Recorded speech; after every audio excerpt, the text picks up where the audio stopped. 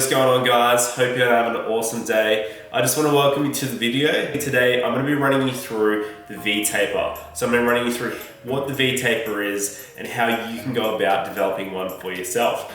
Now, before we jump into the video, I just wanted to say if you are new to the channel, I would appreciate it if you hit that subscribe button, just so you can stay up to date with the rest of the shredding season.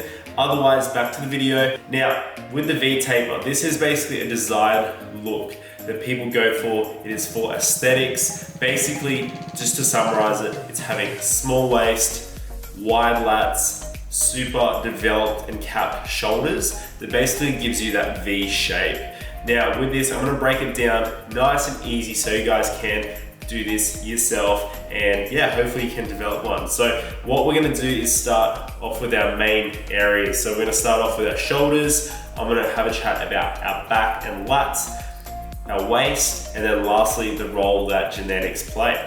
Now, you guys are probably thinking why I'm doing this video. The V shape is basically something that's going to tie into my competition prep. So the physique and bodybuilding shows, it is a desired look that judges go for. Obviously having that developed, I guess, and wide look into that small waist. And also this is just a look that I kind of show on my Instagram. So I thought, some of you guys might be curious as to how I achieve that look. To be honest with you guys, most of the time on my Instagram, it's all about lighting. It's all about angles, playing around with things like your pump and whatnot, okay? So, if you are wanting to try to get that look yourself, try things like just going side on, twisting from the waist so you can create that nice V shape on the side, and then front on, it's probably just all about the pump. So, getting a pump with your delts and all about, your core control, which we'll touch base on.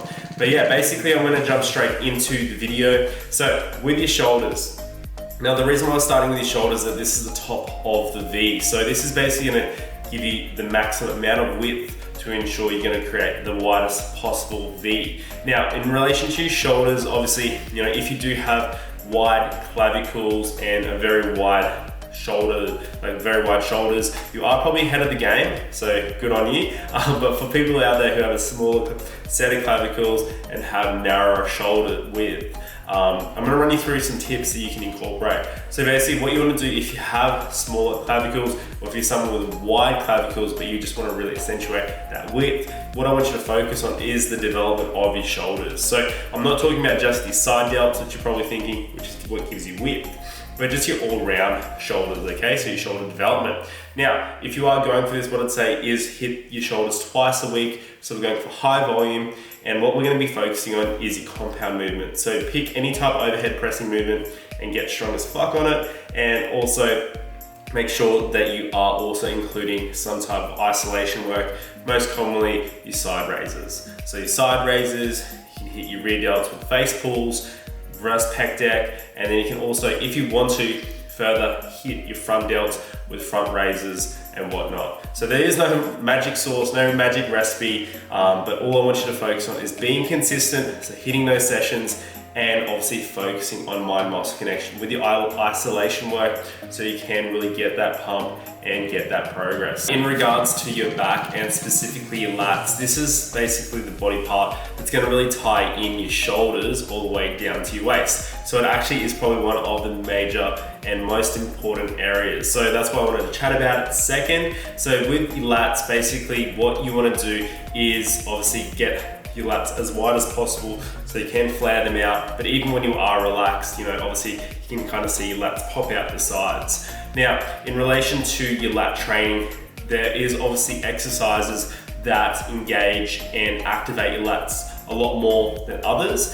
So generally you'll find with your vertical pull downs, so like your lat pull downs, your pull-ups, so your wide grip pull-ups, and your pullovers, whether on a cable or using a dumbbell, really activate your lats. However, same thing, like your shoulders, you don't really want to just be targeting one area or just hitting those specific movements. You want to all round, I guess, develop your back. So you want to focus on that back thickness. So what I would say is, smash your bent over rows, your dumbbell rows, and then also make sure that you are incorporating your lat pull downs and your wide grip pull-ups just to ensure that you're developing the best back possible. It's all about balance, remember? So with aesthetics, it's all about balance. So make sure that you're hitting your width and your thickness, and you are focusing on your mind muscle connection. So I know lots of you out there, including myself when I started, do struggle with, I guess, engaging your back properly. Now you will find as soon as you know how to engage your back properly, you're gonna see some awesome growth,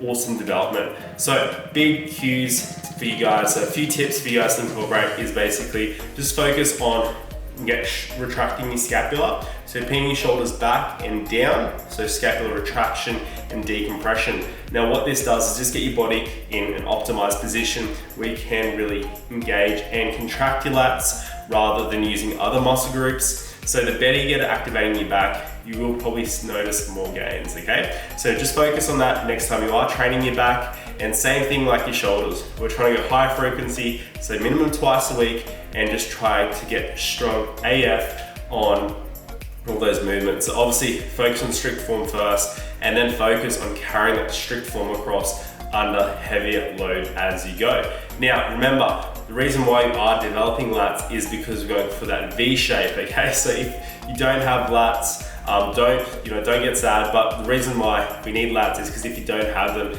instead of being a V shape, it's gonna be more of a T shape. So your body's gonna be up and down, and then your shoulders gonna be out. So definitely smash your lats, prioritize your back training. Remember, put in the work.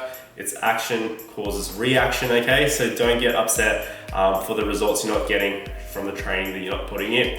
Now, second last area that we're gonna chat about is your waist. So with your waist, all you need to do, buy a waist trainer. You can buy them anywhere, wear them for 24 hours a day, 7 days a week, and you're gonna basically get the smallest waist out.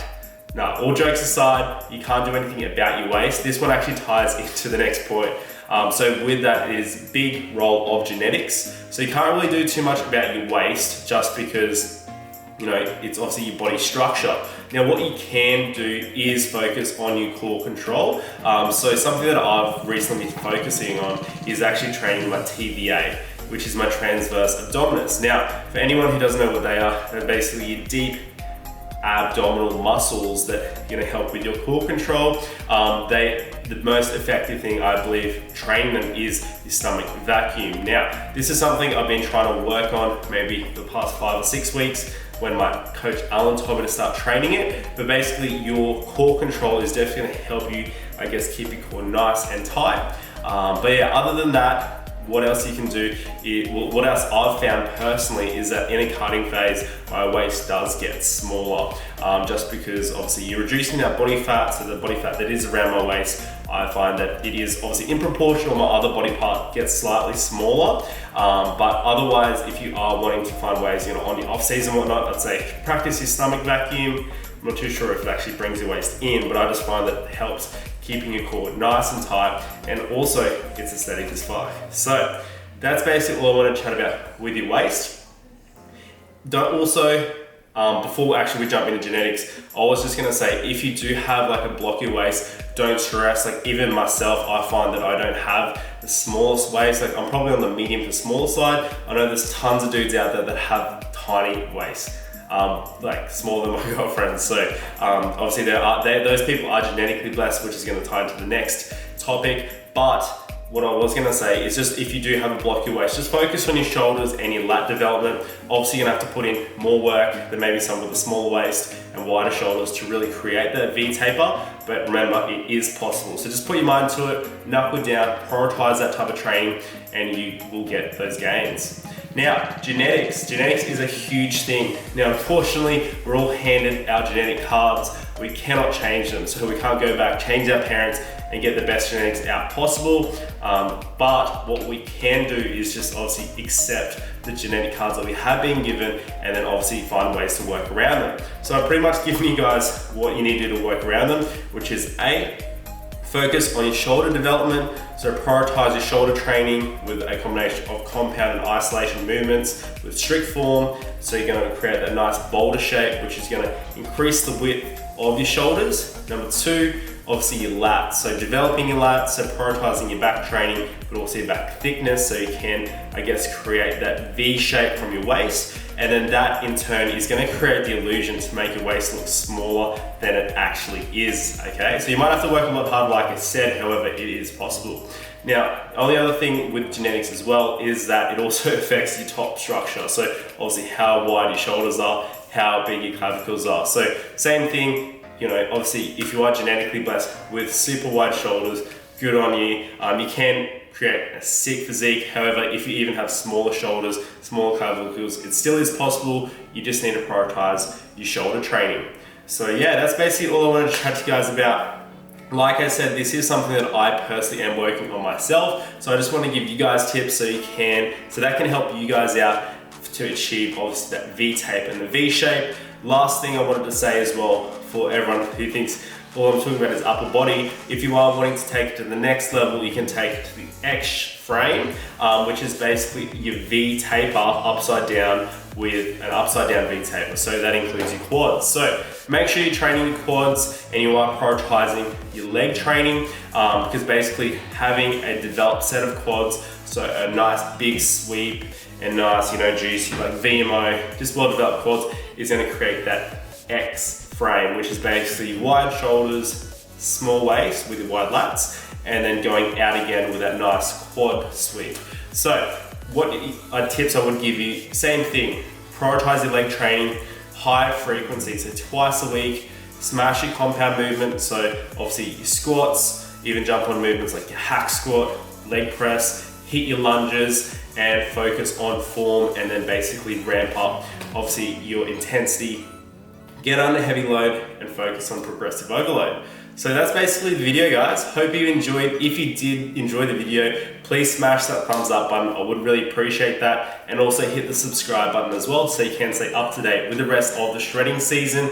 I would really appreciate if you would help this channel grow, because I'm just gonna keep bringing content for you guys. Now, if you did have any video requests that you would like me to do in future videos, please drop that down below. Otherwise, guys, I'm gonna see you in the next video. So I hope you have an awesome day and I hope you take care.